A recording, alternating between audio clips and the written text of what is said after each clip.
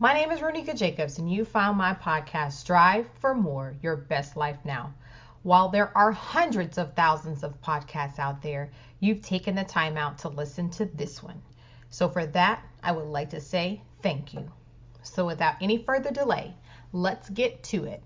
Let's strive for more.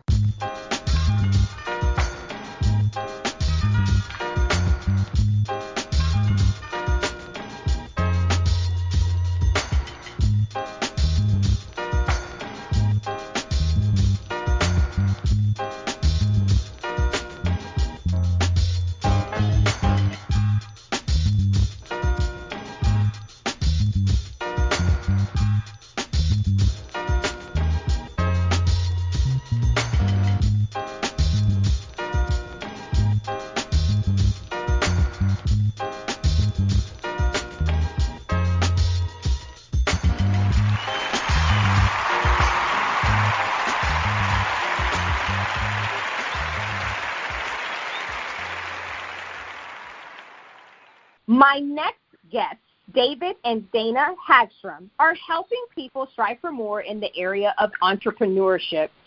Not only are David and Dana madly in love after years of marriage, but they work together in their business coaching practice. They believe it is their ministry to help entrepreneurs scale their profits and grow their business in non-hassling ways. In this episode, David and Dana will share their journey helping entrepreneurs, as well as discuss what it's like to be in business with your spouse. Hi, Dana and David. Welcome. Thank you so much for being guests on my show. How are you? We're doing great. It's a pleasure to be on your show with you. That is awesome. And Dana, how are you? Doing wonderful. Thank you for having us. This is great. Now, Dana, I have to ask you, how has it been working with your husband? Honestly, I love it.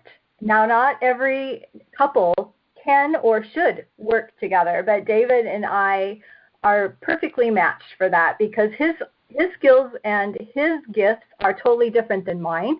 And so we fit together well. We complement each other well.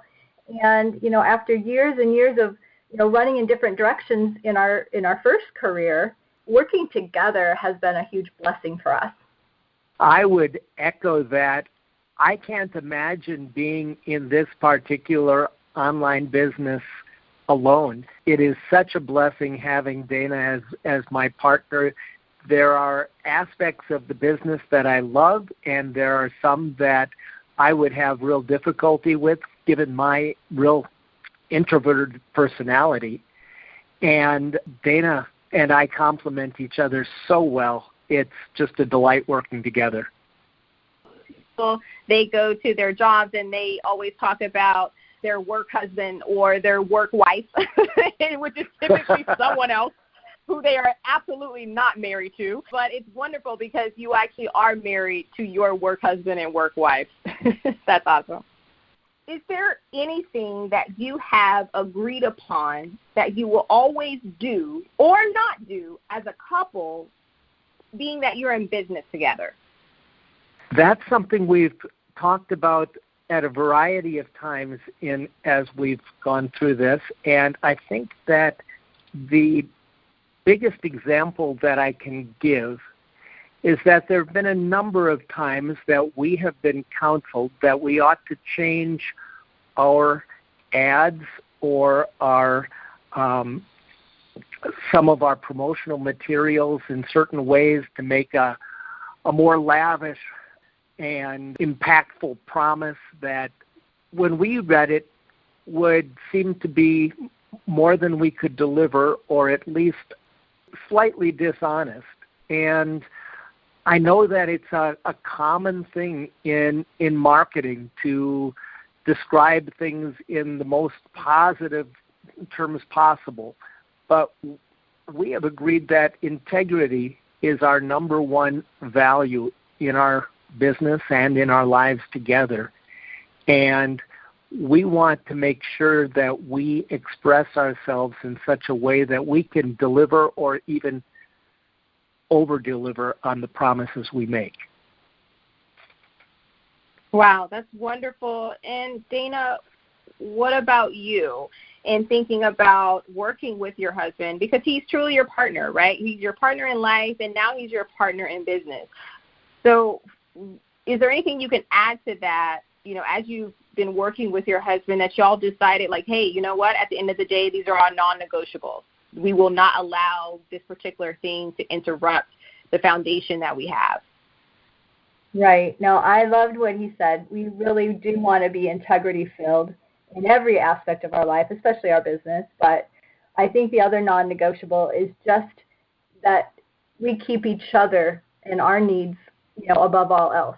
And so, we both really value our time together. And so we never want to get too busy in our work or in our coaching business that we neglect each other.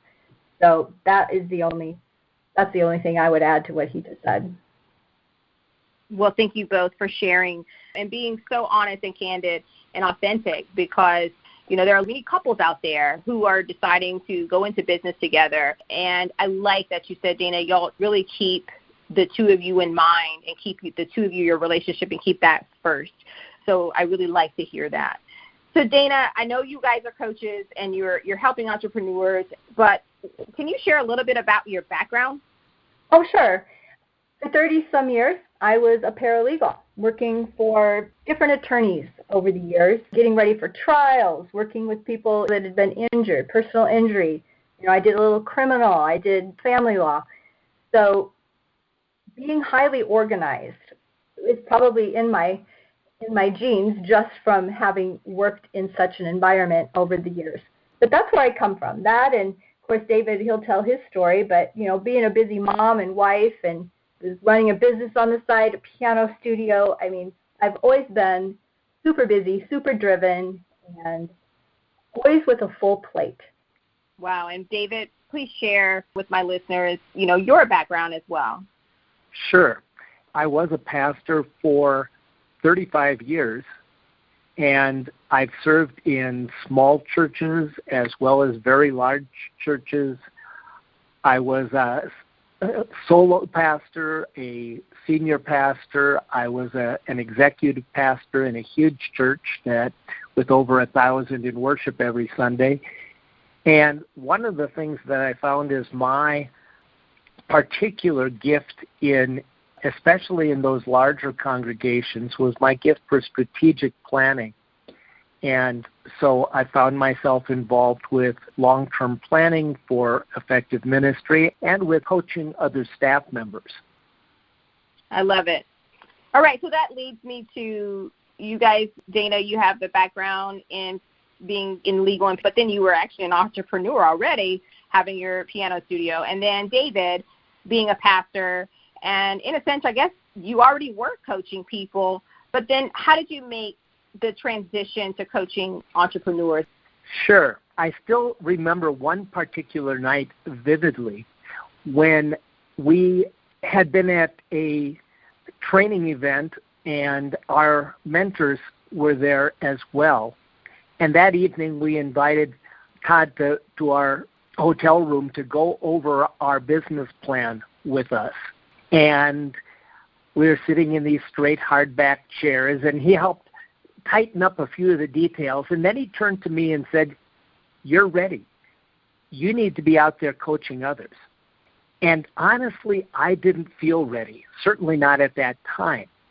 But in retrospect, he was right. And as I already mentioned, it was my gift for strategic planning that led me to serving as a senior pastor in a large congregation, then executive pastor coaching other staff members in a huge congregation. And essentially what had happened is that I had learned how to apply my gift for strategic planning in a new business area. And now it was time to share.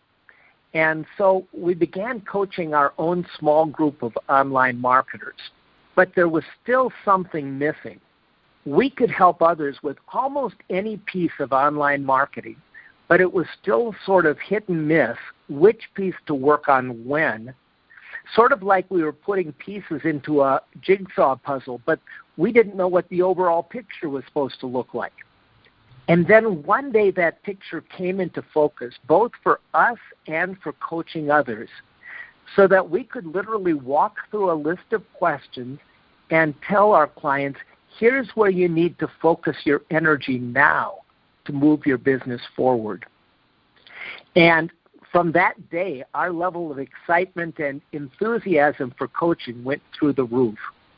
And we just became supremely confident, I guess, that we can help people develop a profitable online marketing business without an overwhelming task list. And we can show them how. Wow, that's amazing. And David, you know, isn't it funny how we never feel like we are ready? Like we could be the best at our craft and we still feel like, well, no, I'm not quite ready. It's amazing. Exactly. You all are entrepreneurs, but you're helping other entrepreneurs as you are entrepreneurs yourself. So I'm sure there's lots of reflection in this process. So what has been your greatest reflection?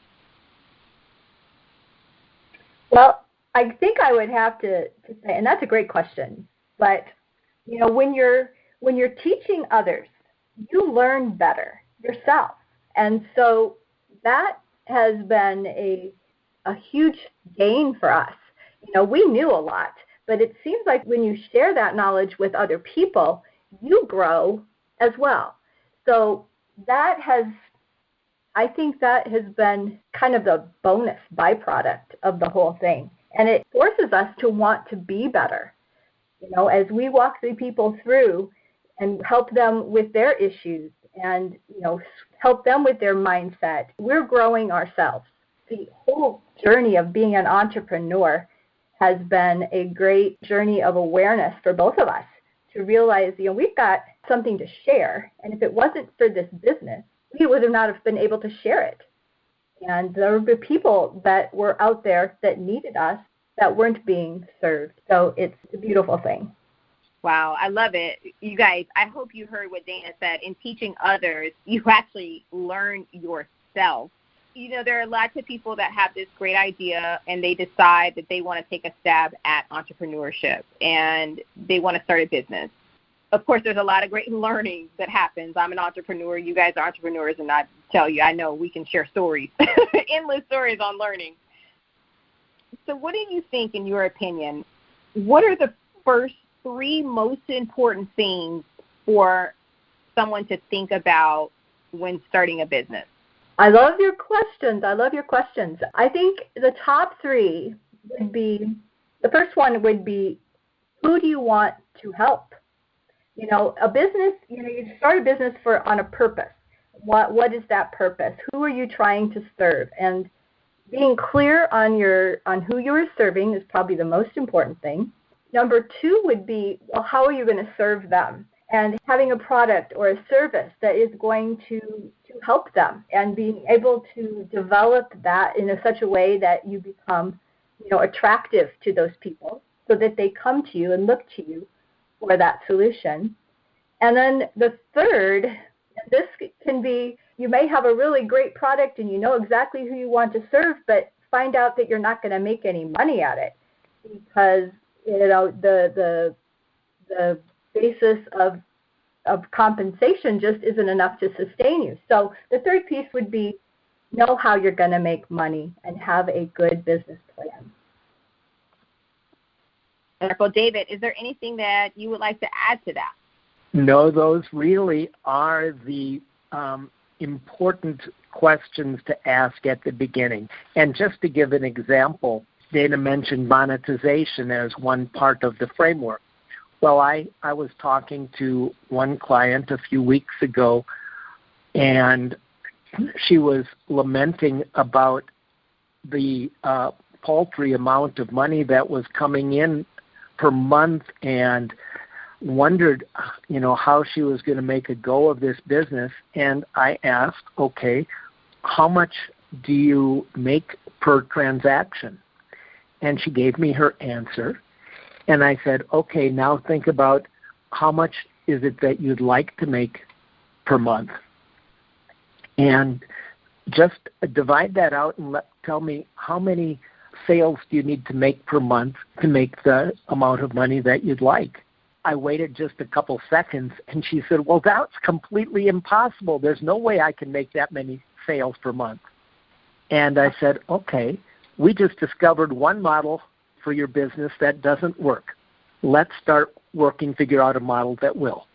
And those foundational questions are often neglected. And it's exactly the questions Dana mentioned. Who are you serving? And what is the problem that you solve for them? And how do you make money doing so? And we've given, in fact, we've done webinars on each one of those three questions. And so, each one of them really brings up a whole set of questions as you dig deeper into it. But those are the basic questions that have to be worked out ahead of time. Wow. No, that makes so much sense. I know a couple of times I've definitely starting out, I had to think about, well, in starting this podcast, who exactly is this podcast for? Who do I want my listeners to be? And you know what? What's interesting is it has adjusted. It hasn't stayed the same as I go along. That's something that's very interesting that I have discovered. Yes, we've discovered the same thing. Our business model has changed several times along the way. And, had we had some good coaching early on, we could have developed the business much, much more quickly than we did.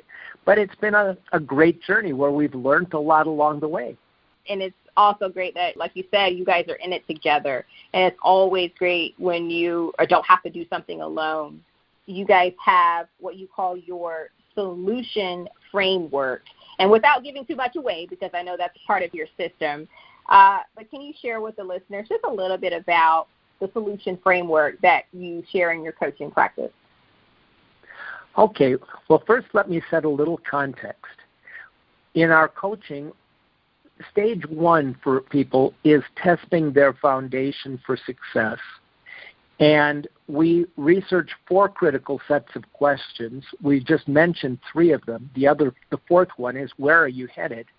Just getting really clear on their vision and goals ahead of time. But then when they're in stage 2, they are designing and building their pipeline for profit. And when you're doing business online, one of the first things you need to think about is, how do you bring people into your audience so that you can move them along step by step until they're ready to become customers and raving fans. So that's where the solution template comes in. We have designed the solution template to help people come up with their own irresistible lead magnet for their business.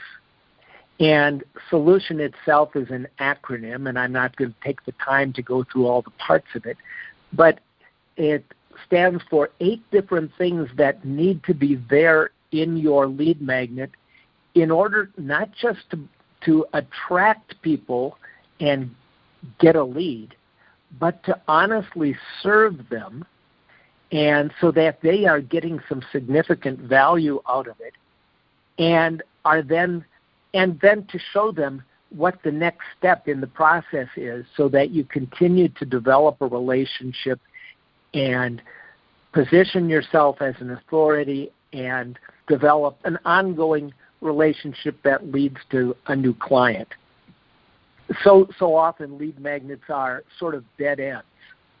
And you've got the lead, you've got somebody's email address, but unless it leads them to the next step, it can easily sort of stop there. And so our solution template helps people with that particular problem of bringing in a consistent flow of leads that are blessed by the value that you bring into their life and are eager to go on in the next step in the journey. Wow, I like that. And I love the fact that you said, you can test your lead magnets, and if it doesn't work, you try something else. One of the things that you brought up about the lead magnet that I've noticed, especially in online businesses, you put something out there, you put your lead magnet out there, and then no one bites. what do you say to that entrepreneur to help them to not give up? And Dana, I'm going to direct this question to you. What do you say to that? Because, you develop this program, whether it's coaching or this product, you put your lead magnet out there, and you feel like it's your best work. You like, this is an awesome idea. I'm going to help people. And no one, or at least less than expected, the number, no one bites, right? And it's almost devastating, right? Because you work so hard to put that first lead magnet out there. So what can you say to somebody to make sure they don't give up? Well, I would say exactly that. Don't give up. If at first you don't succeed, I know that's kind of, we've heard that a million times, but if at first you don't succeed, try again. This business isn't, you may have done your best work, but you can always do better. And there are always ways you can tweak it. And it could even be you've created something that's so beautiful, but it isn't what your audience wants. And so even stepping back, okay, what do they really want? What is going to really rock their world? Is it this? Is it this wonderful, beautiful thing I've just created? And many times people will realize, no, absolutely not. It's wonderful and it's beautiful, but either they're not ready for it yet, or they're past needing it, and it isn't the right fit. So that's why it's so important, even before you make a lead magnet, make sure that it's going to be enticing. And that solution framework helps you think through those questions and, to make that so you don't have that experience, because that's devastating when you put so much time into something and have no return or very little return. Now, of course, there are many coaches out there, many people boasting their coaching business. They put their lead magnets out there, they advertise, whether it's Facebook or whatever their means of advertising, right? And so there are many out there, right? But there's nothing wrong with that, because there's more than one place that you can get a hamburger, and you can also get a hamburger at home because you can fix it yourself, but that doesn't stop you from going out and getting one from a restaurant. So what makes your coaching program unique? What's so special that someone should book you guys, Dana, and subscribe to your method for their business? I know there are a lot of coaches out there, and they are doing wonderful things to help people. And I loved your analogy of the hamburger, because, we don't all like the same hamburger. So people that are attracted to us, that's one thing. And so we like, do our marketing to the certain person. But what makes us unique, I think, is that we take people where they are. Are they just beginning? Have they been in it for a while? The only common denominator is that they want more profit. And I don't know, what makes us unique is that David's strategy is amazing. He can take a situation and know exactly when we, apply these questions, when we dig into where they are, and instead of helping them with just one thing, we're able to help them move along a pathway that's been proven to get people to a more profitable business. So I know a lot of coaches have their specialties, like maybe some are really great with funnels, some are really great with mindset. We've kind of got the whole package, but we move you along slowly, and we take you from where you are today, and we take you to where you want to be. Wow. So what's next for you guys? Anything in the works, something new you're thinking about doing? What's next for us is that we have just finished developing our coaching system into an online course. And the fact is, we realize that not everyone can afford one-to-one coaching.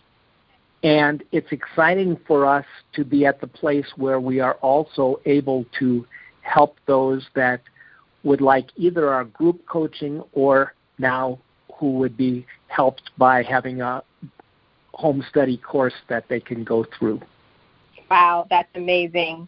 Well, guys, I enjoyed my time with you. Like I said, I knew I was going to enjoy this interview because as I was doing research on you guys and learning more and more about you, I thought, wow, this couple is absolutely amazing.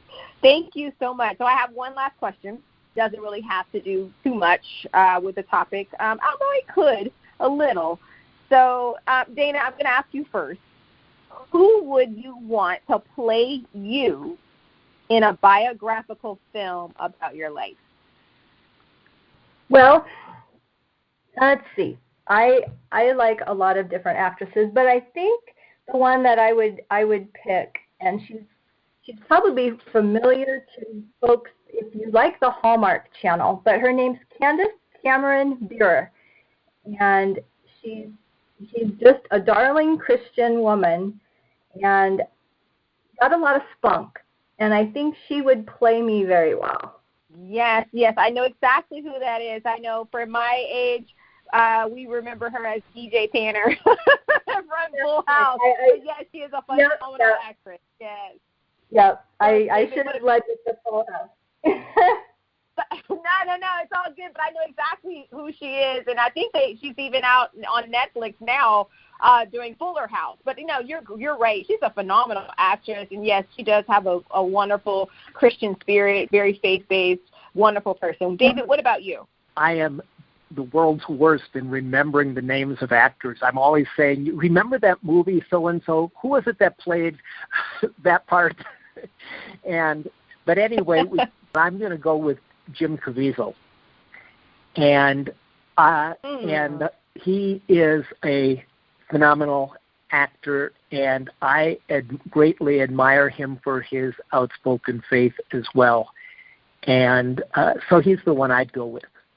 When he played Jesus in The Passion in the theaters, I mean, just sitting in that theater watching that movie, but he was phenomenal, and I can agree with you more that he would be a great actor to play you because he did a phenomenal job in relating that moment in time in Jesus' life. So a great choice, both of you. Great choices. Thank you. All right, well, thank you so much for your time to both of you, and I really appreciate you guys both giving your wisdom and your expertise and just spending a little time with me and sharing how, in fact, you guys have strived for more in your life.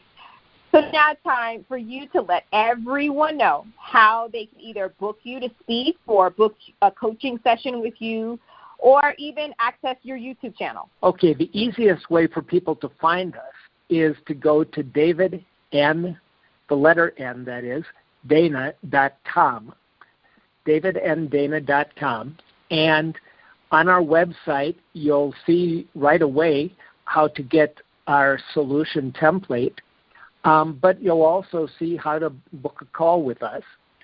And so it's easy to get a hold of us that way. Our YouTube channel is Ask David and Dana on YouTube. And Dana, what else would we suggest? I love the website because everything is there. It's all in one place. And I love that our solution framework is right there available too, right on the first page.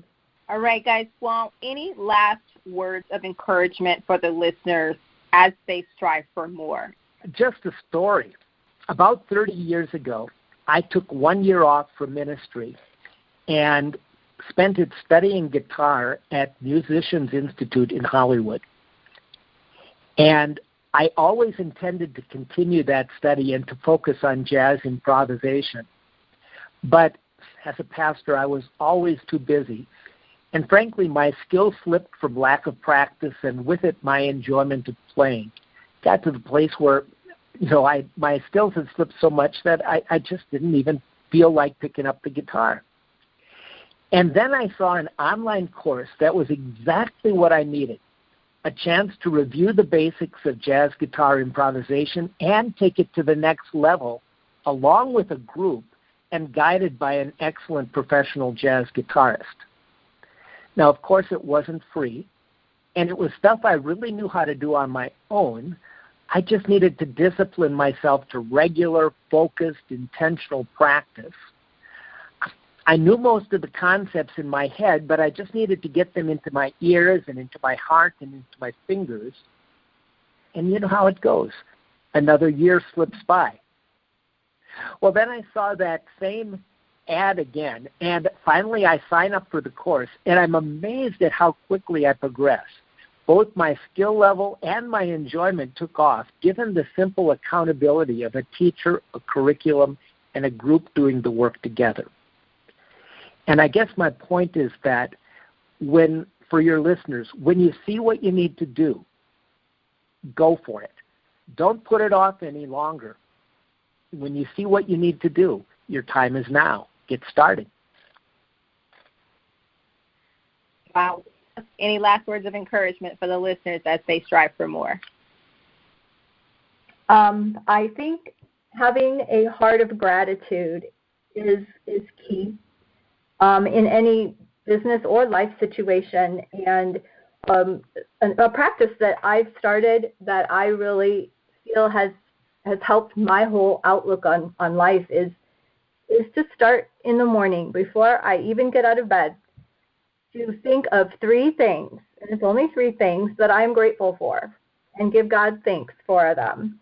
That could be as simple as thanks for, letting me wake up again today, or thank you for the sunshine. I mean, if some mornings I'm not as creative as others, but before I get out of bed, I start with gratitude, and that just shapes my whole day. And I think that will help all of us, your listeners especially, strive for more. There's so much more to life, but do it with a grateful heart. Well, I wish you nothing but blessings and abundance to you and your family and your future and your coaching business. Thank you for spending the time with me and my listeners. I really appreciate you. Please take care and God bless. Thank you, Ronika. We appreciate it too.